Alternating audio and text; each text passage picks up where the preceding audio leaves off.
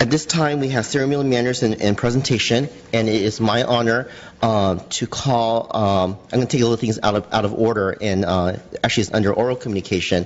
And as you know, Cupertino is very famous for Apple Computer, and we're very honored to have Mr. Steve Jobs to come here tonight to give a special presentation.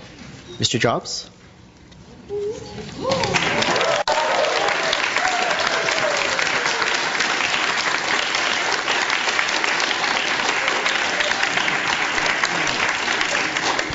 Welcome, Mr. Jobs. It looks like you have a fan club here. Thanks, yeah. Thank you.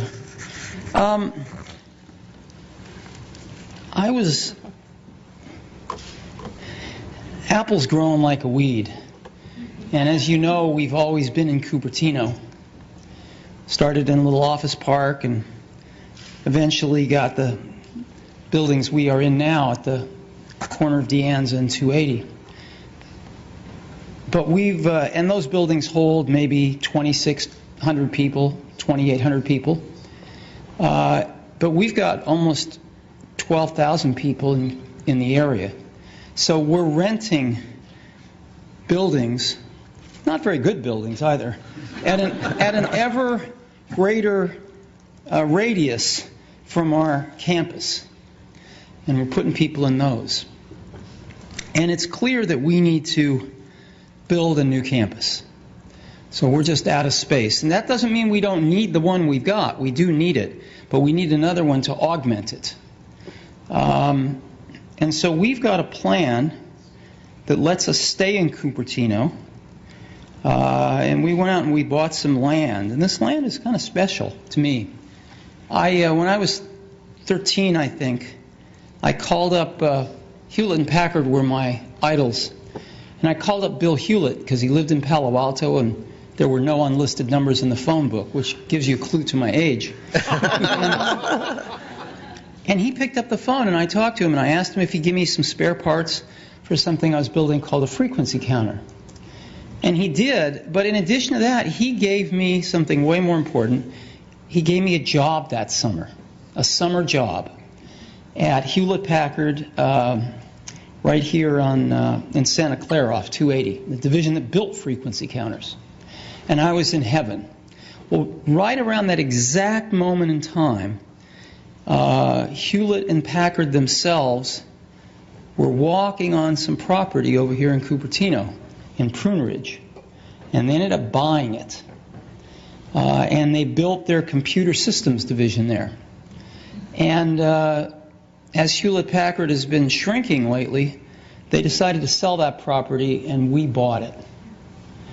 We bought that and we bought some adjacent property. All used to be apricot trees, apricot orchards, and we've got about 150 acres. And we would like to put a new campus on that so that we can stay in Cupertino.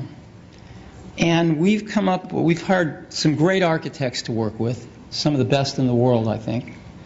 And we've come up with a design that puts 12,000 people in one building. You can think about that. That's rather odd.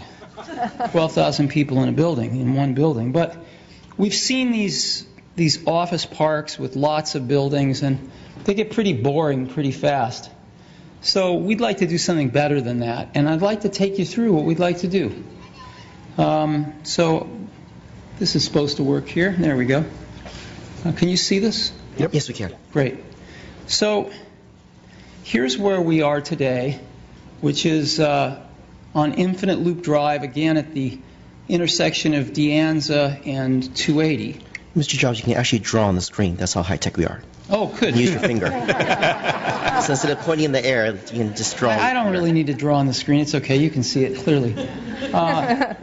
And what we've done is we've bought this land right here. We tried to buy the apartments in the corner, but they're not for sale, so we couldn't buy those. But we bought everything else. And the campus we'd like to build there is one building that holds 12,000 people. And it's a pretty amazing building. Let me show it to you. It's a little like a spaceship landed. But there it is.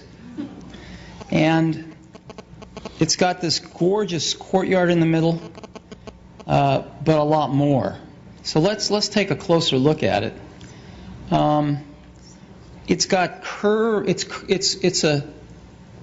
a circle, and so it's curved all the way around. As you know, if you build things, this is not the cheapest way to build something. There's not a straight piece of glass in this building. It's all curved, and we've used our experience in making retail buildings all over the world now. We know how to make the biggest pieces of glass in the world for architectural use. And we want to make the glass specifically for this building here. We can make it curved like this all the way around the building. And you can see what it will look like. It's pretty cool. Again, today, about 20% of the space is landscaping. Most of it is a big asphalt parking lot. Several big asphalt parking lots. So 20% of it is landscape. We want to completely change this, and we want to make 80% of it landscape.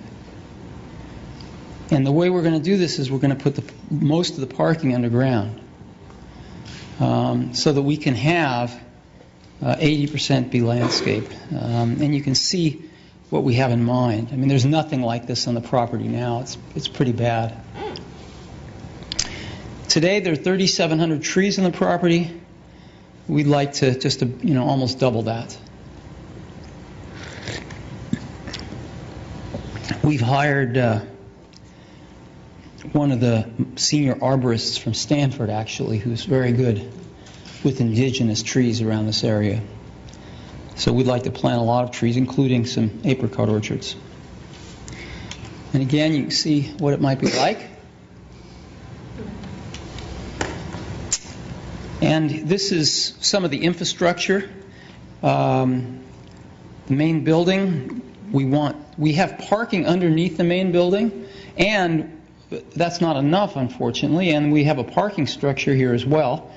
The building's 4 stories high, as is the parking structure, so there's nothing high here at all. We want the whole place human scale. It's actually about the same as what we have in Cupertino right now.